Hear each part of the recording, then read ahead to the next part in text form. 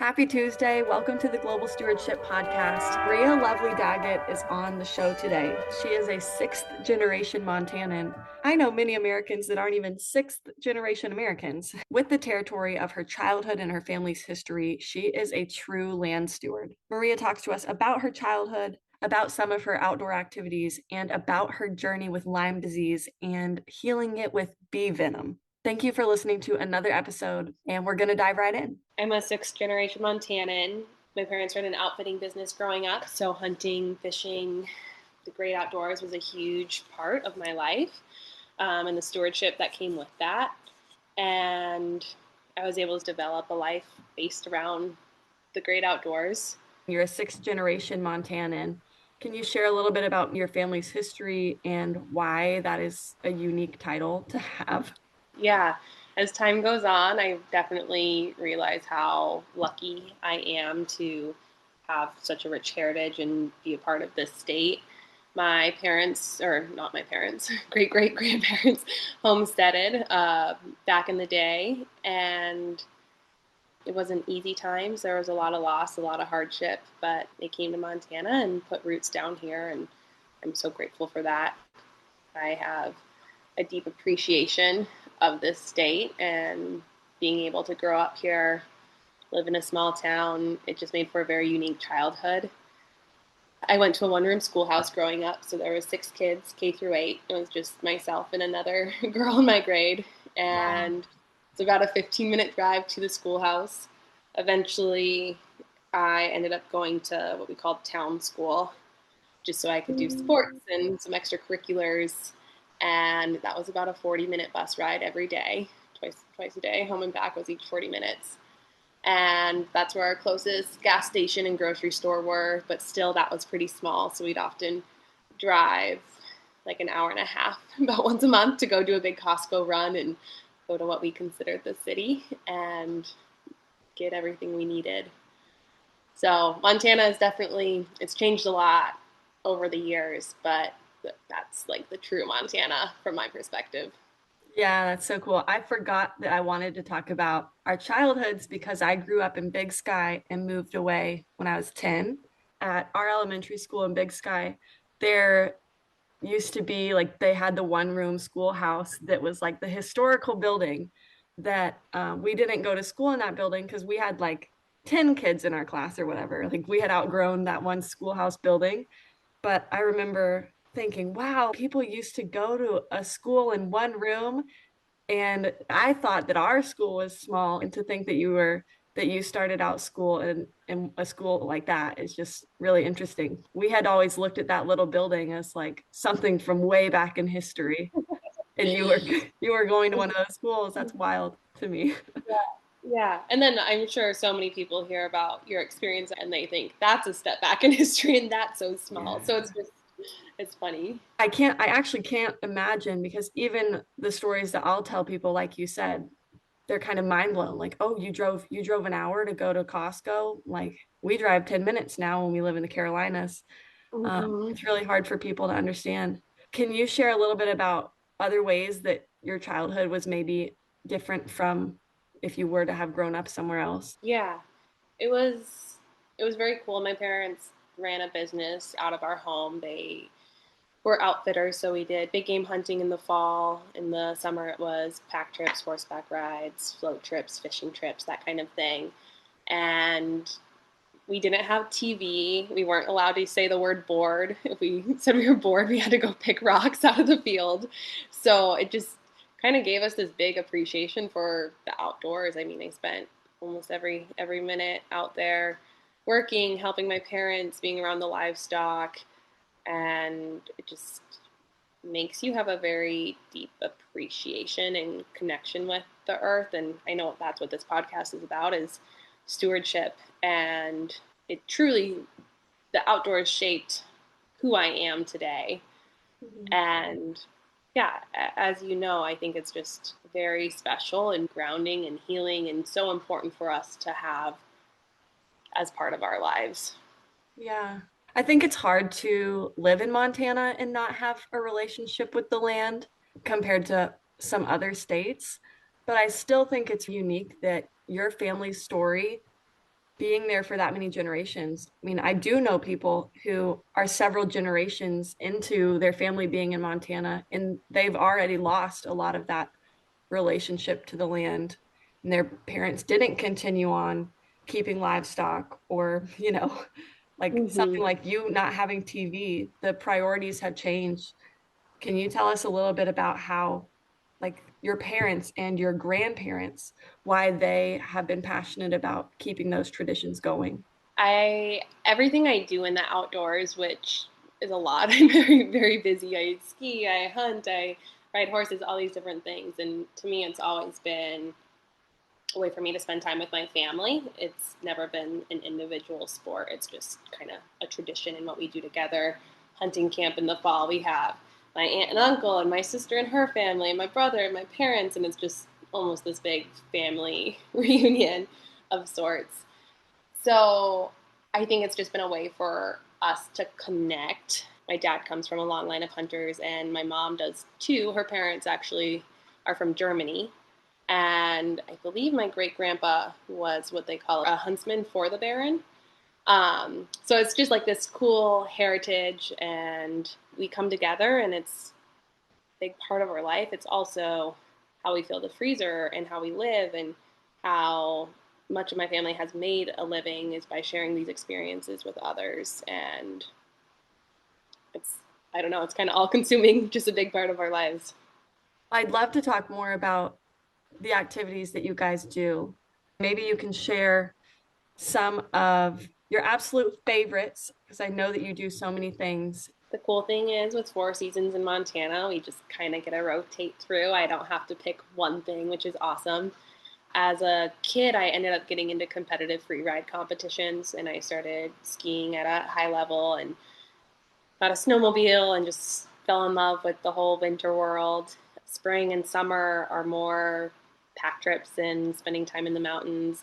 If you're unfamiliar with a pack trip, it's essentially a camping trip on horseback. So we load up our horses. We have a string of mules and horses that will pack in your gear, and you'll ride a horse, and you can just go super deep into the backcountry, further than I'm capable of hiking. And you really get away from people, from the crowds, from everything. And we just camp. We'd hang out. We'd fish. We'd just be on mountain time. No cell service. No problems that we're constantly bombarded with. And those are some of my favorite memories. It's just a very unique and special trip. I am able to start hosting them this summer, which I'm very excited about. My husband and I have put a few trips together, so I have an all women's trip plan as well as a couples trip. And we actually ended up wanting to make the couples trip faith based. So we have a very wonderful pastor and his wife coming. My husband and I, we've been married for a little over a year, and it was on my heart to do these couples trips, but I also kind of like, all right, are we qualified? And we're like, we'd love to make them faith based. So we reached out to this pastor, extended the invite, and he's super excited. So it's going to be a little bit of Bible study in the mountains type feel. We'll wake up, we'll do cowboy coffee and breakfast around the campfire and talk about God and the way he moves. And it's very easy to see that when you're in one of his best creations, For sure. the mountains. And then there's going to be lots of other things to learn and do. So I'm very excited. That's awesome. Man, I'm persuaded. I I have done a few pack trips, but we haven't done one since the year we got married because we started farming here. Okay. And it's something about it. If people listening have never been on a pack trip, and I'm sure that most people listening haven't, it's really hard to fathom being so far out of cell service, being so far away from other humans. Like you said, most people can't hike back there. The pack trip that we went on, we went like way, way back in Yellowstone. We passed the last group of backpackers like the first day, and then we kept going in like 8 days. So, other humans were pretty far away, and that's kind of a surreal feeling. It's almost like being in the middle of the ocean in a way. Yeah, that's Yeah, amazing. yeah, it is amazing. And just seeing totally untouched land, real wild, is Hmm. really special. I do think So, it's life changing. It's hard to convey that message and be like, oh yeah, we're just in the mountains. And my husband's like, you need to do a better job of like explaining what the experience is going to be. I'm like, I guess you just don't know until you're there. And Yeah, it's just, yeah, it's beautiful. that's true. I don't think that you can really know until you're there and have that feeling for sure. Yeah. So your family has led these trips all throughout your childhood, right? Hmm. Okay, and you're launching as your own thing. So my parents sold the business when I was in high school. So I did a lot. Like I helped out as much as I could as a high schooler, which was quite a bit. Yeah. But then they stepped away from it. But just as my husband and I have gotten into them, I still have this desire where I'm just like, I need to share these places with other people. I need to, bring these groups together and make this happen. So I've partnered with an outfitter separate from my family, and yeah, we'll be doing trips underneath him for this summer. And the cool thing is, this outfitter is actually he didn't directly buy the leases from my parents. They got sold and then resold, but he ended up with them. So we're going to be going to the same spot that my parents and I used to go to and to take people. So it's total full circle and feels really special. Wow. We do have a lot of farmers and land stewards listening. Do you know enough about the leases to share a little bit more about that and like what you mean by that? Yeah, yeah, absolutely. So I'm sure someone else could speak more eloquently about this, but Montana has a ton of public land, as you know, and it's free for us all as individuals to go and use this public land. However, if you are a business or a rancher or doing anything, I guess, kind of official on the public land, you have to have leases. And this is a way that the government is able to provide the public lands as a free service to the rest of us. So I'm so thankful that there are outfitters and ranchers and people who do utilize the public land and have to pay for it because it just helps maintain it and protect it. Um, so I love getting into all this stuff. As a hunter, I feel like I get so much lashback from people who really like kind of lack the understanding of the stewardship and the conservation and all the ins and outs behind these things. Yeah, for Um, sure. so it's very specific where we're able to go, how many days we can be there, how many horses, how many people we can bring, what else we can bring with us. Like if you're operating on wilderness, you can't have a chainsaw. We cross cut everything. You can't have anything with wheels, so you can't have a wheelbarrow at camp. It's kind of a step back in time. You're going in and you don't bring any fancy tools or anything like that. So the outfitter that I'm working with, he has bought these leases from the Forest Service, so he pays them. So I pretty much will be paying the outfitter per day, per horse, per person, all that kind of thing. Right. You talked a little about hunting. Would you be interested in sharing a little bit more about why that's important to you? Absolutely. At age 12, I was able to shoot my first bull elk. I got so lucky opening day and shot an elk and put food on our table as a 12-year-old girl. And that was a very cool feeling. My family has always lived off of elk. It's what's in our freezer, it's what we eat year round. And I don't know, hunting's just such a cool, very misunderstood by some people, but like I think once you're in it and once you start to understand some systems and quotas and how it all works, you start to really appreciate and understand we're for the land, we're for the animals, we're for conserving these species and this way of life. And I have so much gratitude for the elk and everything else that we hunt, and it's a very cool way of life. I think that that's also something interesting and more unique, especially about living in the Rockies, is that there are a lot more people who hunt and hunt in a different way. Like if I talk to people here in the Carolinas and we talk to them about, oh yeah, we're hunters, you kind of have to clarify. The hunting is a totally different kind of hunting in the Rockies. You're oftentimes hiking significant distances or backpacking. Like it Mm-hmm. just looks totally different, and the effort and the patience that goes into getting that food is really something. It's a kind of a whole different hunting experience than like what we do here, which they just kind of walk up and we sit in the deer stand and just kind of wait on them. Um, Okay. all my hunting memories in Montana. That is real deal exercise. You are working really hard for that meat, and it's totally a different level of appreciation. I joke around with my husband. I tell him, I'm like, it would be so much cheaper and more time efficient if we just went to the fair and bought a 4-H steer from someone. It definitely, yeah, it's not easy, but we love it, and it's so satisfying, and there's a lot of Yeah. gratification that comes out of it. Do you have a favorite hunting memory? Oh my gosh. I have so many. I know you're talking about all these super difficult hunts, and I have definitely had my fair share of hard work and brutal days in the mountains. But one day, my dad and I, it was the last day of hunting season, and he was driving me to school. I was in high school, so we went past Ophir, and this is why I bring it up because you know where Ophir is. And we look out, and there's this herd of elk, and we're like, wait, I think this is public land. So we like pull over and we pull up the regulations and we read everything. And he's like, yep, you're good. Like that's a brow time bull. So we get out and like they run away and we had to like run and like try and get ahead of them. And I was able to uh, shoot an elk right there. So that's, I guess, just your Montana story. Like, oh, sorry, can't make it to school today. I have to pack this elk out first. That is so funny. I lived right next to Ophir, so I looked out at that herd of elk all year long out Yeah, my window. I that's had a hilarious. had a telescope at my window so I could watch them. Yeah, yeah. That's awesome. That's an awesome And then story. they aren't always that easy, that's for sure. But Yeah, definitely not. yeah, That is definitely a lucky moment for sure. yeah.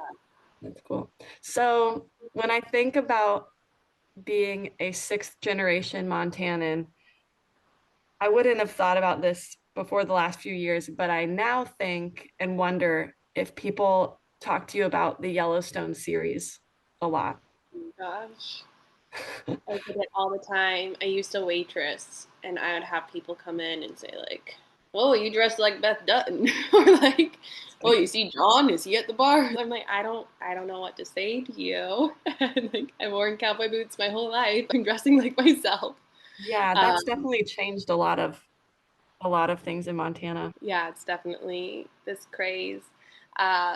I refused to watch the show for a long time. I was like, oh, like I live Yellowstone. I don't need to watch this. And then I watched it and I was like, okay, I kind of got into it. It was better than I anticipated. There's definitely a lot of things in the show that I kind of laugh at where you're like, oh, that's not quite how it works. Or Yeah, I don't think they ever filmed an episode in the winter. You know, it was always yeah, sunny and of course. summertime and Most beautiful time. things have definitely transitioned a lot over the years. I used to get made fun of for being country or a cowgirl, and now Mm. it's, for lack of a better word, trendy. Which, in a sense, it's cool. It's cool that people are paying attention and appreciating this way of life. I also think it's important to have these conversations to preserve this way of life and just remember so many people, cattle ranchers, etc. Like they do make their living off the land, and it's not just a movie set or a playground. There's so much Mhm. that's happening for a lot of real families. Yeah, the reason I asked was because when the show first came out, most of my Montana friends refused to watch it for a really long time. I did too. I only watched it last year and then got super into it and then watched all the other, you know, what is it, 18s, 20s, Yeah, 19s, I don't even know.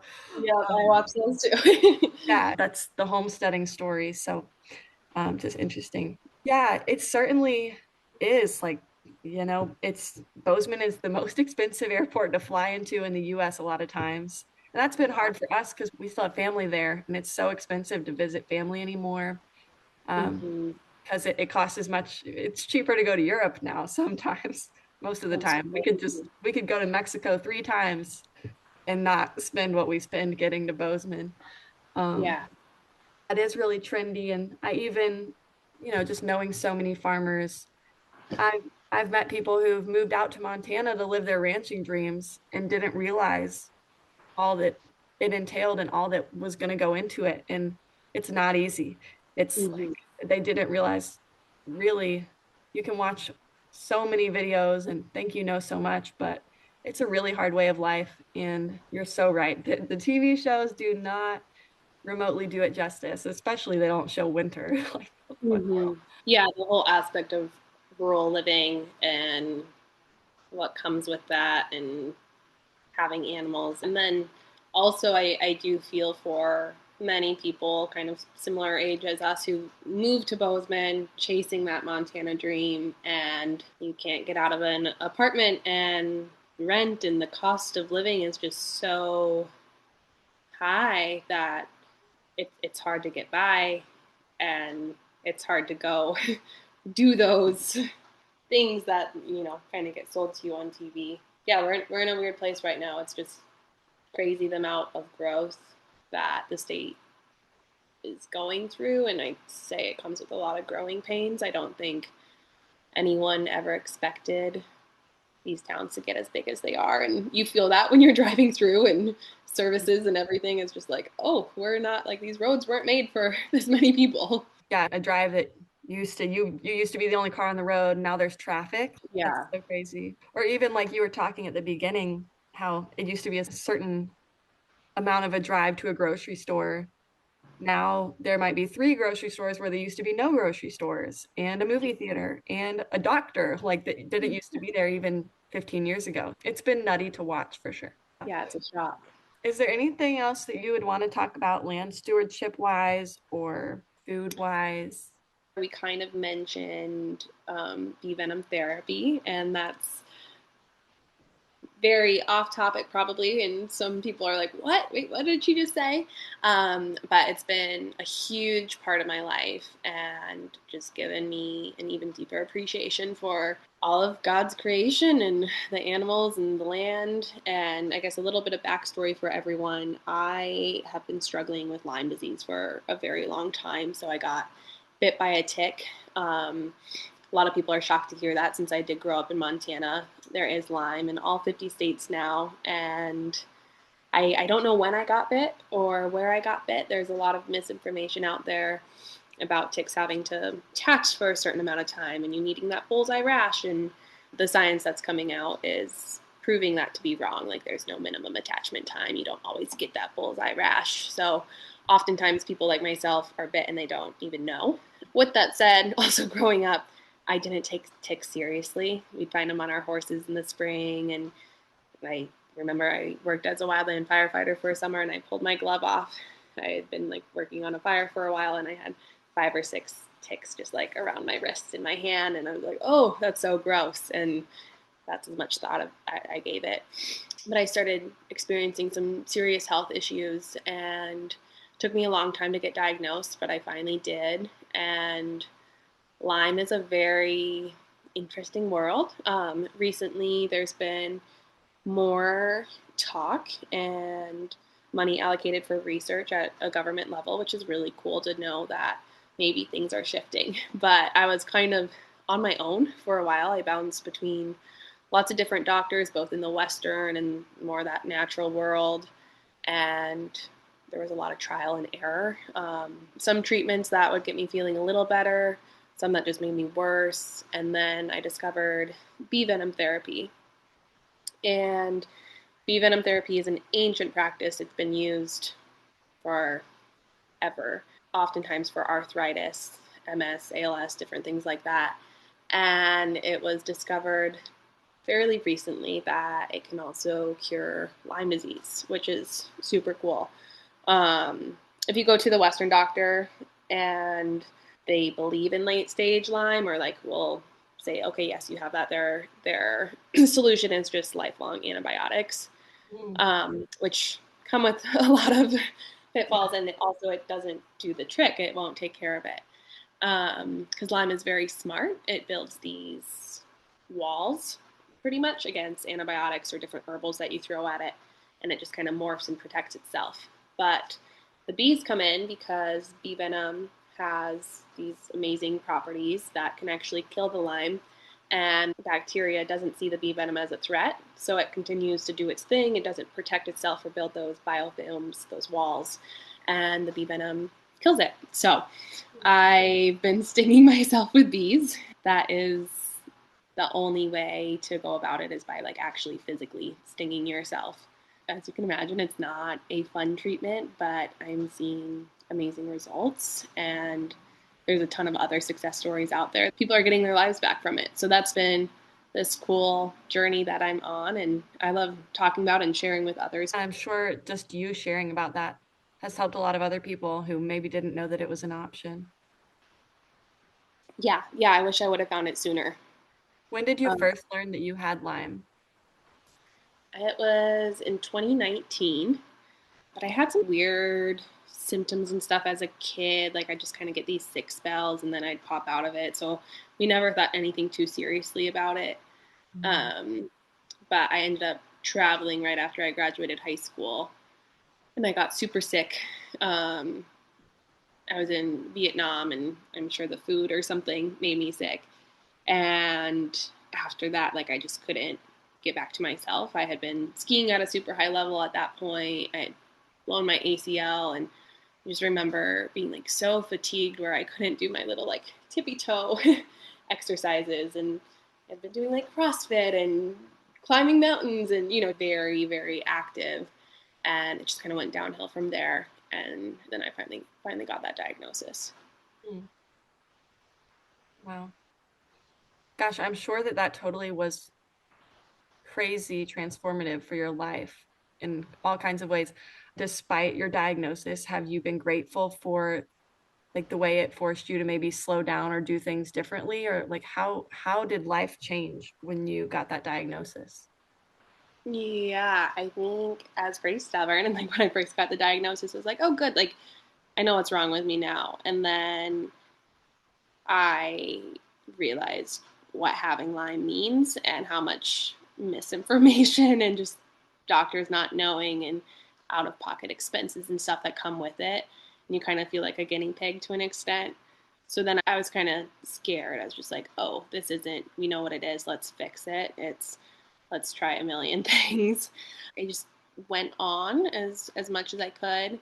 And I'd say this was kind of at the peak of my ski career, and I was really going for it. I was getting hired by brands. I was filming with Warren Miller, and still some extremely incredible accomplishments. But I also look back at, my segment in Warren Miller, and I'm just like, oh my gosh, I was so sick. And I remember skiing, and then they're like, all right, we have to do interviews now. I'm just like, I don't feel good. And I think once we finished filming, I pretty much slept for a week. I just was so worn out. Um, so that was hard. And then all of a sudden, I feel like just kind of like shriveled up, like I lost all my muscle, and I just couldn't ski at that level that I used to, and that was difficult to kind of be forced to slow down and for your body just not to do what it's capable of. I kept trying for a long time, and then finally I just said I need to put some of this stuff on the back burner and just give myself some grace to get through this and focus on my health. And yeah, there was a lot of things I kind of had to let go of to an extent. I was super close to getting my pilot's license, and then I started having some more like neurological symptoms and headaches and brain fog. And I was just like, I don't feel like I should be flying an airplane right now, and just putting that pressure. I have like a big internal drive on me.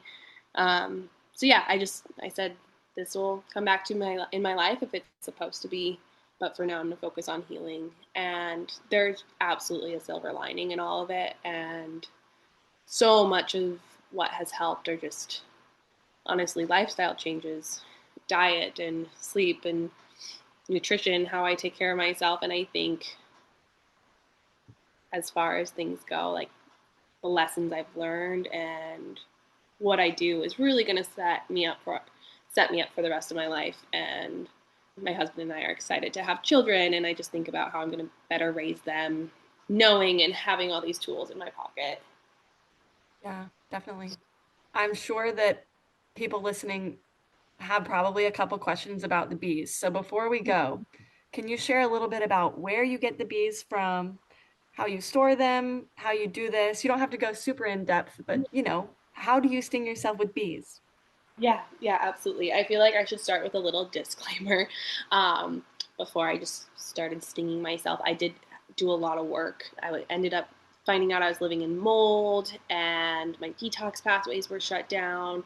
I got a lot of lab work done. I worked with some coaches, and I do share this on my website because I had so many people reach out. I just put a little blog together with some resources. If this is something you're interested in, I highly recommend doing it the right way and seeing a coach and going through some of this stuff before you just start. Mhm. So after I prepped my body, which it did take a while to do that, I started stinging, and there are different. I believe you pronounce it apiary. Those are like people who raise bees, and you can just get them shipped. Living in Montana, I was kind of struggling with the weather, and it's not like we have 1 day shipping. 1 day shipping is like a week-long shipping. So I ended up actually finding a beekeeper who lives just down the road from me, and he gives me my bees. I call him my drug dealer. I just go over and take some from his hive, which a lot of the bees that we use are kind of on the last leg of their life, and they're the ones who kind of sit at the edge of the hive, and their job is to go out and sting the bear or whatever is trying to get into there. Unfortunately, they do die once they sting. That's definitely a question from people, but the amount of bees that I'm using and the ones we're taking, it's not affecting the population of the bees or his hives or anything like that. Um, Also, just, like, they're saving my life, so I care about them so much. So what I am doing and will do over my lifetime will definitely give back and help that bee population. So I sting 3 days a week. I started with one bee, and I'm working up to 10 bees. I'm at 9 right now. And I'm stinging pretty much up and down my back, just a little ways away from my spine. And we have a little like wooden bee box, and sometimes I keep them in mason jars too. They seem okay in there, and yeah, I feed them and I water them every day. And then when it's a sting day, my husband and I catch them, and he usually is the one who stings for me. And it's quite the process, but it's just a part of our life and our routine now. And it's cool. We can travel with them. It's not like I have to go into the hospital for a treatment. We can just we're going to hunting camp, and I bring my jar of bees with. I've even brought them into the mountains on pack trips, which is funny. Yeah. I wonder, can you fly with bees? If you Oh were my to gosh, fly? I have. Oh, there I you go. I put them in my carry-on, and I've never been stopped or questioned. Knock on They wood. probably don't even realize that they're alive. Yeah, yeah. I That's don't so know good. if I'm supposed to or not, Right. but No, that's so uh, fascinating. yeah, I So how have. long do you keep the bees after getting them from the beekeeper? It really depends kind of how many we can get each time. In the winter, when they're not really as active, we kind of get less, and I see him more frequently. At one time, I got a batch, and they were like probably on their last leg, and they all died within 1 or 2 days, which was tough. But then other times, I'll get a batch, and they'll last a week, 2 weeks, something like that.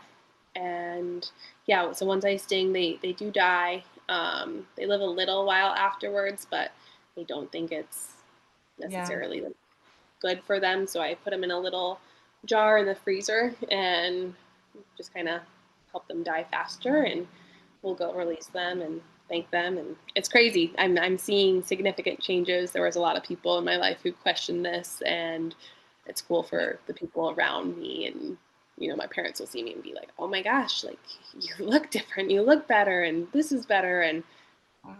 it's notable changes. So that's very cool. Yeah, that is so amazing.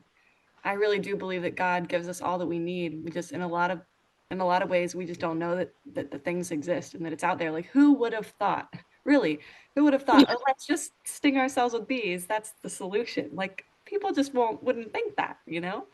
Yeah, and that's how they actually found out it worked for Lyme disease. This woman, her name is Ellie Lobel. You can look up her story.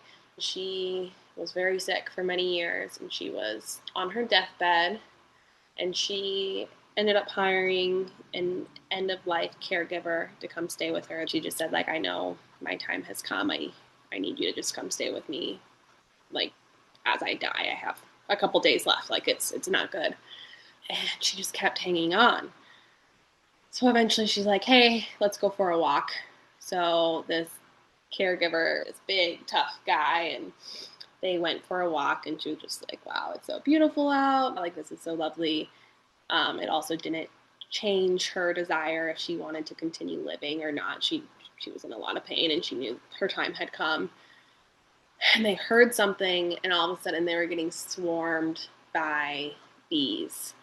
And this big tough guy took off running and left her, and she was not strong enough to like move on her own, No so she way. just got attacked by these bees, and she was covered in stings. I mean, I can't imagine 10 stings.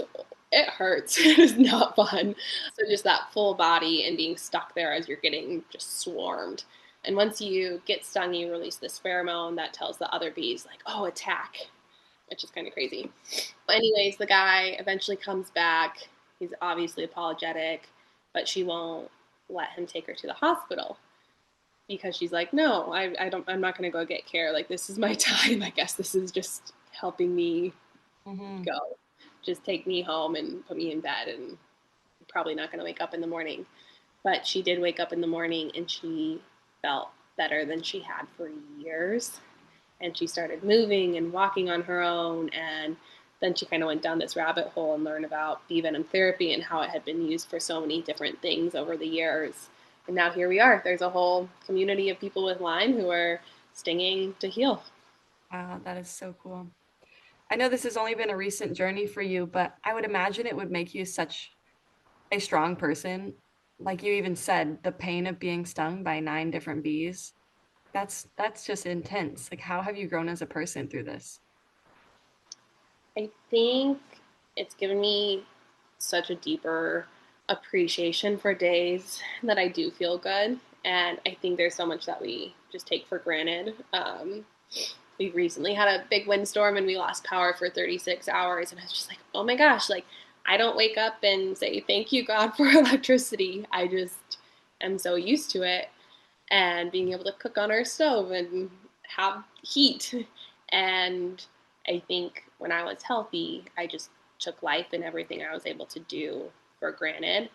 And having that taken away from me for some time, I think I'm a more positive, happier person because of it, because I know life is fragile and I do have days where I'm bad where but I'm good. I'm gonna be bouncing off the walls. I'm excited. I'm ready to go and make the most out of it. So that's definitely been a big factor. And I think as far as being tough, I think it ebbs and flows. Healing fatigue is definitely real. I've been at this journey for a long time, and there's days where I don't want to sting. I don't want to give myself a shot. I don't want to be in pain. I have to dig deep and find some grit and just keep going. Yeah. Even on your weakest day, that's still so strong. Really. Thank you. I appreciate it. Yeah, There's people out there listening who are like, hey, tell me more. I want to hear you guys talk about this. It'd be so fun to come back on, or maybe definitely. later on in my Be Venom journey, I can bring you some good news and, tell you how I'm living my life and not stinging anymore. So that would be cool. Yeah, that would be so cool for sure. I already have my one free babysitting week covered this year. But to go on a couples pack trip with my husband would be such a dream. And definitely, if anybody's listening who wants to go, it's the trip of a lifetime. My husband's only ever been on one pack trip, and he says it's his favorite thing that he's ever done. And he's done a lot of cool things. So, Oh, cool. Thank you for saying that. Yeah, it was interesting. We ended up just praying a lot before these trips and was on my heart to make it faith based, and I like ran the numbers, as you I'm like limited to the number of people I can bring, and inviting the pastor and all this stuff, and I was just like, I don't care. Like, I feel like it's just on my heart and God wants it to be this way, and we're going to bring together a really special group, and it's gonna happen. It's gonna work out one way or another. I just think that there's people out there, including my husband and I, who need this, and it's gonna be a cool experience. So yeah, I'm yeah, very excited and would love if you could join someday. That'd be amazing. yeah, that would be so fun. Well, thank you so much. Such a different conversation than normal, and that's refreshing.